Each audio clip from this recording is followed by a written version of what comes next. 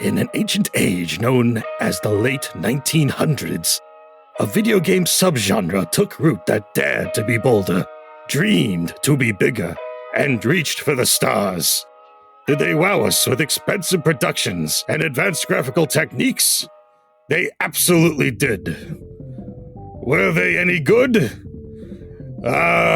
You know what? Don't worry about it. Let's just relax and revisit cinematic platformers of eons past. This is Cinematic Platformer Paradise.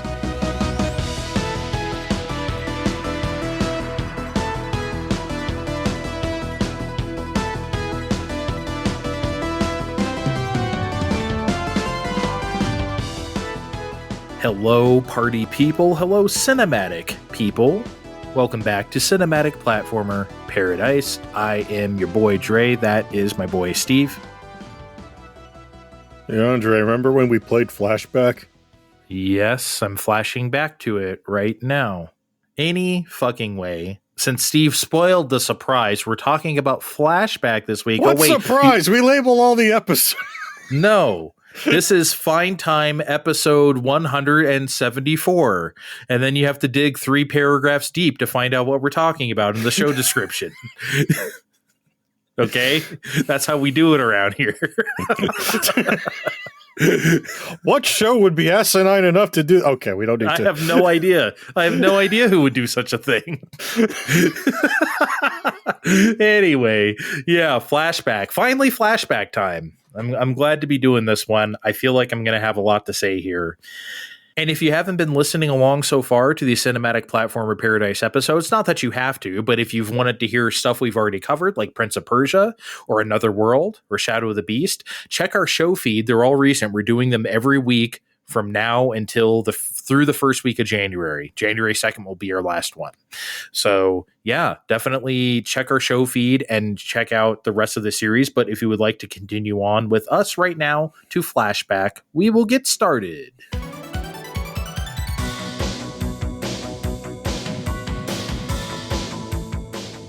So, just like Another World, Flashback was again developed by Delphine Software, but this time it was published by US Gold. They are the publishers of Flashback. Steve, I haven't thought about US Gold in a hot minute. What, did they run out of California games to port at this time? To just stick on everything by this time? Oh yeah, those are everywhere. And yes, those were popular in California. I can tell you this as a California kid. The California Games was very popular. Yeah, man. I think I heard of US Gold because of they published Strider here on Genesis. That's how I know US Gold. Did they? Yeah. I think Capcom published it themselves in Japan, but here it was just like, whatever. You guys can have it. It's weird. Anyway, Flashback came out originally for Amiga in 1992. Again, another Amiga game. I didn't realize that this was a target platform for a lot of these early ones. It was originally developed for Genesis first, but that version was delayed. That version didn't come out till 1993, along with Super Nintendo and MS-DOS. So yeah, Steve, it also came out for Shruggy Shoulders computer. Yeah, I've seen a computer or two. Maybe. No one had Flashback on it, though. No. But yeah, there was also CD-ROM versions for Sega CD, 3DO, CDI, and for Mac, and for FM Towns. There was Flashback. Well, that's the version you played, right? Yes, FM Towns Marty Flashback, definitely for me. There was a Jaguar version in 1995. I've never even seen that version at all, so I wonder how that fares. Probably the best one. Well, it didn't say Jaguar CD, so maybe probably not. Flashback was marketed as a CD-ROM game on a cartridge, which is funny because it came out for a bunch of CD-ROM systems, but that was the original marketing. Hey, you don't need one of those fancy systems to do that. You notice a lot of marketing was like that, though, right? Oh, yeah. It was like, oh, this has CD quality sound in your cartridge. Oh, I swear to God, there was a Batman Returns ad for the Super Nintendo version, and it said you could crack open your cartridge and you could swear there'd be a CD inside. Like, this was always a big thing, so I'm not surprised Flashback said that too. Well, they were doing that even in 1996, where the Nintendo 64 box was saying CD quality sound, and even my 9-year-old thing was like, this sounds pretty good, but yeah, please, come on. That and in 1996, that was like less true than ever, you know. And reviewers all said the same thing: cool game, great concept, but you have to wrap your head around those controls first. Once you do, though, great game. I have to agree with them. That is exactly what Flashback is. I guess I'm just gonna need to go to video game jail because I never did quite wrap my head around the controls. Okay, we'll talk about how fucked up you are in a second. But so I had Flashback on Genesis. Or rather, I had it on quote unquote Nomad, if you will, because that was the only form of Genesis I had was a Nomad.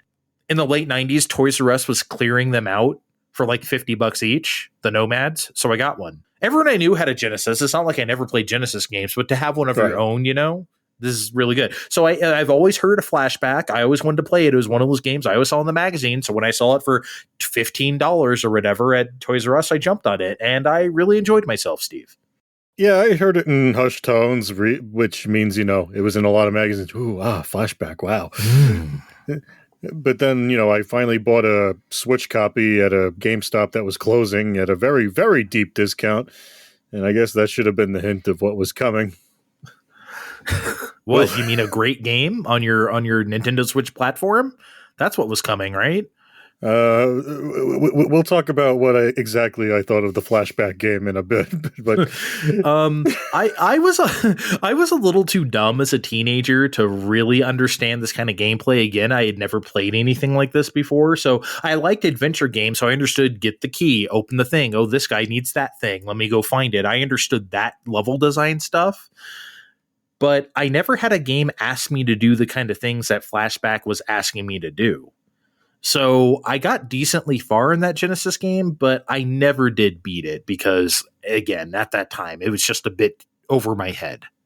Really? As a teenager, you didn't finish a video game? I thought you finished all the video games as a teenager. Yes, every single last one of them.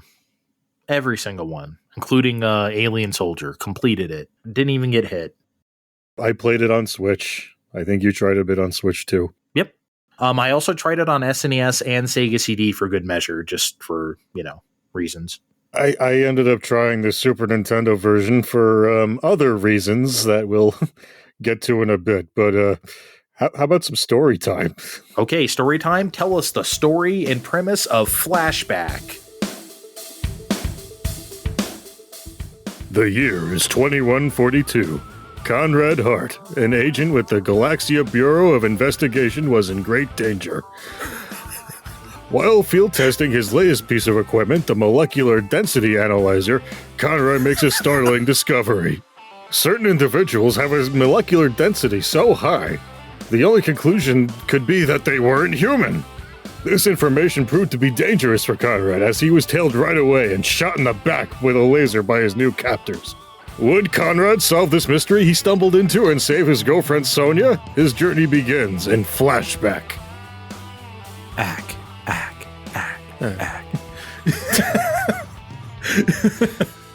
Oh boy, yes, that's Flashback, all right. Steve, I really like Flashback. I'm sorry, you're just wrong on this one. I understand the way you felt about Another World. I get it. I don't understand your beef with Flashback. This game is really good. Look, I think I'm going to have to be bad cop for this game in particular today, because earlier you said you were too dumb as a teenager to, you know, get a grip on the whole thing and the gameplay. I think you need to give yourself a little credit, because of everything we played so far, I feel like this is the least intuitive on how to play. I don't think that's... Is that true? I feel okay. As someone who didn't play this on his Sega Nomad that he got for $50. Okay, but it's not like I remembered what I did on my Sega Nomad for $50. That was so fucking long ago. I'm old. Okay, it's not like I remembered like how to play the game. As someone who is also old and playing these one after another, I just feel like everything that scares people away from cinematic platformers is at its most exaggerated here. there's that one part in the jungle where you have to recharge that cartridge to, build a bridge, which, good luck finding. Where It's right there. yeah, but sometimes there's that guy's crotch dangling over it most of the time. Like you couldn't you couldn't like have like a little shing like prompt to go over it to like tell you, oh, that's a thing you need to pick up. We wouldn't start doing that till PS1. I know, but no, I feel like other games were doing anyway. Where you need to move elevators around and you need to jump just so, and you just can't. And this is when I got the Super Nintendo version because I'm like, look, maybe this port is terrible. I will try another one. No, it's all the same. You're so wrong right now. I'm basking in your wrongness. Okay, I'm going to sing this game's praises. And I want to start with a comparison point. I want to compare Flashback to Another World because Flashback is a true adventure game. Another World is not an adventure game so much as, again, like you said last episode, a movie-paced cinematic experience like a Dragon's Lair or something like that. Flashback is really an adventure game. It's like you said, jump here, shoot there, get the key, bring the guy this thing so he can give you the other thing so you can get some money so you can go to the next place or whatever. And it's all designed really well and it's really fun. This is a really fun action adventure game. Should I even say action? I mean, there's action, but I feel like the action in this game is just like you have a gun and you need to like figure out how to get the jump on these guys, which is fun. It almost feels like a puzzle, right? It doesn't really feel like it's definitely not Contra or whatever. And I think that was my problem with a teenager. I kept thinking like, oh, I have a gun. I can just shoot these guys. Well, not always. They can shoot you too, and pretty harshly and fast and faster than you. And that's fun. I think that's really fun. It's like, okay, I can adventure around. I can take this head. Okay, don't really know how to do this one. It's not like Another World where you just get zapped and you get put back on a checkpoint. This is like a true adventure, and I really appreciate that about Flashback. Okay. You start the game. I got a cube.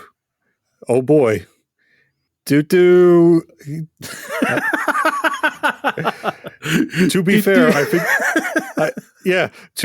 figured out how to do that because the game showed us with it, so credit where credit is due. But after that, I start getting maimed by everything and missing jumps because it's not clear what's hitting what or where timing is. Like, I'm trying to shoot the knee-high robot. I'm like, well, I guess I'm not hitting that, so and to be fair, I don't need to kill everything. I figured that out fairly early on. If I can like run past something and move on to the next screen, oh fucking K. But I guess you just sort of get used to falling down ledges instead of climbing down them in other games in this series. I guess again another product to play in all these in a row, but it just feels weird that this guy is like, well, I guess I'll fall down here instead of climbing down here. But it just feels kind of weird. Are you just bad at Flashback? Is that what's happening here? Do you just need to get good, bro? Is that really the mitigating factor? I don't know, maybe, but you say it's an adventure and it's fun to explore, but I just feel like this is the least compelling of the games we had on the docket too. Like, let's look at everything else we played so far. Prince of Persia has a time limit. Mm-hmm. Shadow of the Beast has the funky tunes and the monsters, and Another World had a story, so compelling and so on rails and keeping you going that I couldn't help but stick to the end, even if it fucking killed me. And as we went over, it did fucking kill me a lot. Here we got a cube, and you can read. You can listen to that cube again and again, but after a while, you're not going to do that. So, what's your main goal? Go to the jungle where things that are green may or may not kill you until you may or may not reach a city. You need to stop. Yes. First of all, yes. Secondly, you need to stop mentioning the cube without telling the nerd ass shit that happens in the cube. Because you open that holo cube. It's a holo cube. Okay. It's not just a cube. Dun, dun. And you open the holo cube and then it's your future self telling you to go to New Washington so you can like escape whatever the hell you're in. And it's like, New Washington? Why is there a New Washington? And why are we going to it? This is some real nerd shit. I mean, yes, but it's also the only crumb they give you for however long bad Flashback players are going to stay in the jungle, and there are a lot of us, Andre.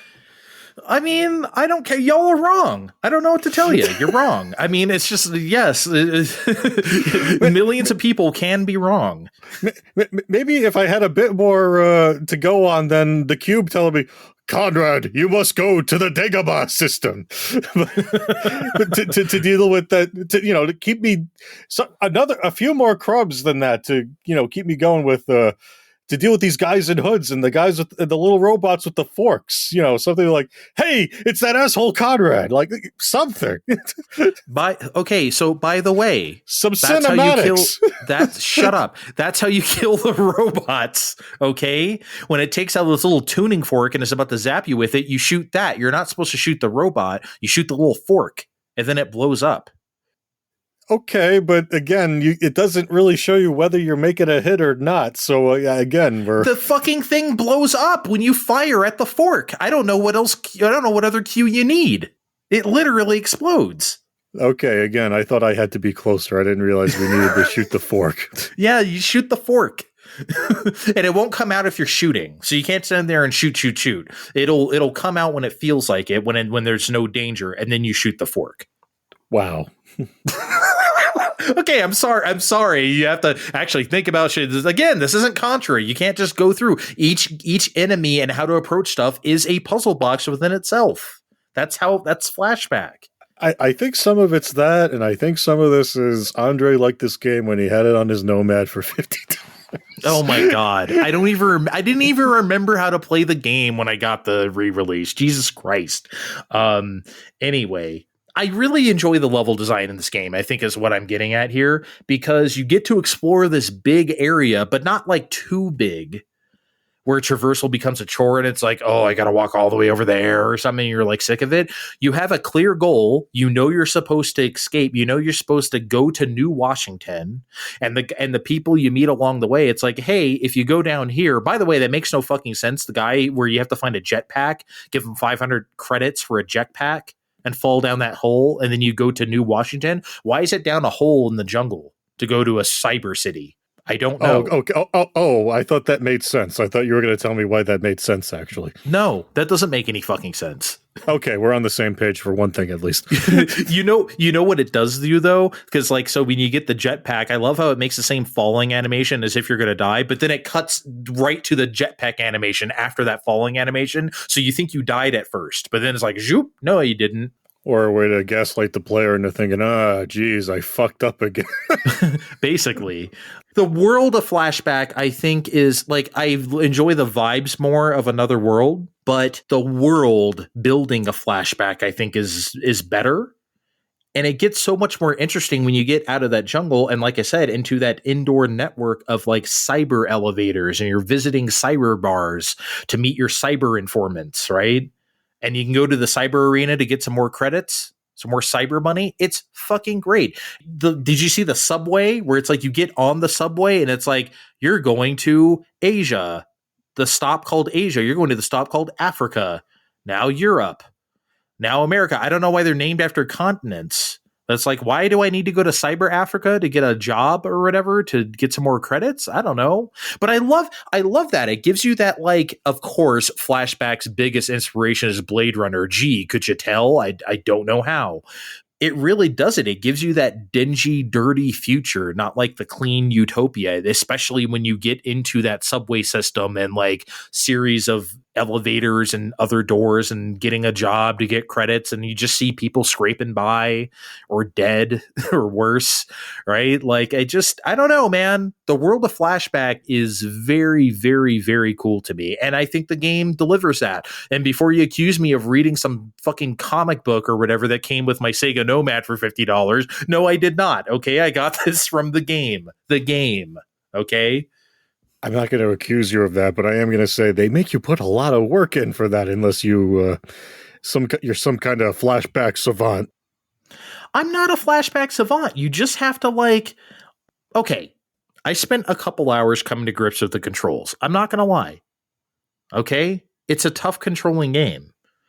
But I think while it doesn't always make the most logistical sense, it works. once you get used to it, you have to give it the chance. I don't think you gave it the chance, clearly. You know what, Andre? Maybe you're right. I know we were trying to play the authentic versions for this thing, but maybe on my own time, I need to just fire up the remaster version on my Switch game card. Yes, I know. Let's just keep laughing at things Steve does because that's always funny. It is. and I'll play the modern version where they actually do drop off hints on what to do instead of me playing the classic version where I have to guess like some guy who has to guess at things. Well, the reason why I guessed, and yeah, I got the full like Flashback game new from Toys R Us with a manual and everything, but it's like, as you can imagine, reading those controls in a manual doesn't do shit for you. You just have to play it. That's the only way to do it. Man, I don't know. Once you get used to it, though, you can do some cool shit. I love when you have like the gun out, right?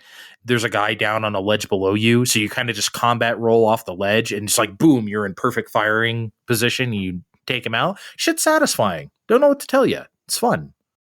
See, maybe if I understood how it worked, that would be fun, because I always felt like I rolled too fast, or well, not too fast, but too far or not far enough. And when you give up and you hit the game over screen, there's like this blue ass Looney Tunes screen that pops up for whatever reason. Yeah, it's weird. To me, that felt more appropriate than anything else, because I'm like, I'm goofy as shit with no matter what the fuck I'm doing. This is some real Looney Tune shit. I'm falling over here. I'm getting a fork up my ass over here. This is real ass Looney Tune shit. I'm getting over here with Conrad Hart or whatever his name is. Freddy Flashback. Freddy Flashback. It's really funny. That the game over screen is very Looney Tunes. It literally should have just said, "That's all, folks." I don't know why they. Well, I mean, besides getting sued, I mean, it's ridiculous. Where did they come up with that for this Blade Runner ass game? I don't know. I don't know why it's so Porky Pig. It's bizarre. Shit, I don't know what else to say about Flashback. I mean, just incredible vibe. 70s and 80s sci-fi pastiche to the nines. It's fucking awesome. And you're wrong. Okay, let me ask you this. Serious question. What do you think these reviewers, because I don't think they're bullshitting. I think this game got good reviews for a reason. They all do mention the controls as a learning curve. You're mentioning it as an ultimate hindrance. And I don't think it's totally fair to criticize it in that fashion, because I feel like that's a little too modern of you. I think since we're exploring the life and times of the game from that time, not just how we feel about it now, I don't know why we're complaining about it so much when they really didn't. And that wasn't a control scheme at the time that was normal at any point in history. I guess maybe people were just, they were looking forward to the future. We sure were. I know they weren't necessarily commercial successes, but when you showed off FMV games at, electronics conventions and things, they were, crowd pleasers. They didn't show off, but it's like, it gave people an idea of what to look forward to. So, even if Flashback isn't this 100% perfect all-timer of a game, it's something different than what everyone else was doing. I get why this was going to review positive at the time. I get it. Yeah, and I'm going to backpedal slightly on what I said last episode about Another World, about that being the quintessential cinematic platformer, because I still believe that. And I still believe Another World is a better game. But I think Flashback might be the platonic idea of what the genre is to people who might think of it. Like Another World is like, okay, that's like consider the Titan. Flashback will be like for the people. That's what people will think of. Again, it's very artistically incredible.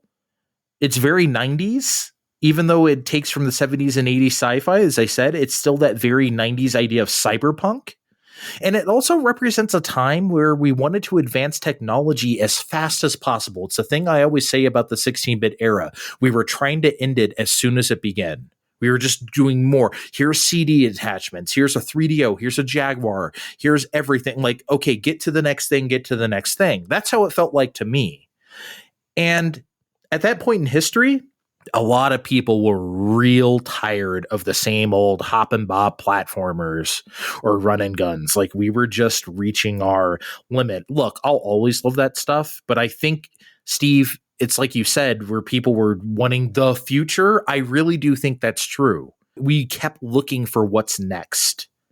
And Flashback, in a way, felt like what's next. And even though, that was just a moment in time, it's not like games on PlayStation and Nintendo 64 played a whole lot like that, outside of a few exceptions. Flashback felt like the future, even though it wasn't. I don't know. As far as like solving the problem of like the same old type of games, Flashback felt like the antidote to that. And I think that statement lives bigger than like its quality as a game. No matter what you and I think of it. I feel like we can agree on that. Okay, Andre, you know what? In the spirit of the holidays, and because you're technically right in this situation, yes, I can agree. That is more important. I feel like, I don't have any wild horses around here, but I felt like something was dragging that out of you. I don't know what. Look, you know me. Maybe I'm just being an asshole, and you're already right. Video games are still in their infancy at this point, and everyone's still feeling their way around, right? Or maybe the best is still yet to come on our little program. Who's to really say, right? Are there better games than these? Yeah, I guess there is. Well, according to you, we're going to have a rankings fight later, I think. Okay, Andre, you know what? Objectively, you're right, but I'm still having a hard time thinking of you as a teenager playing Flashback on your Nomad because... I did. I'm trying... I know, but think of me, slightly younger, because I am slightly younger than you. And I'm going to keep rubbing that in as long as I can.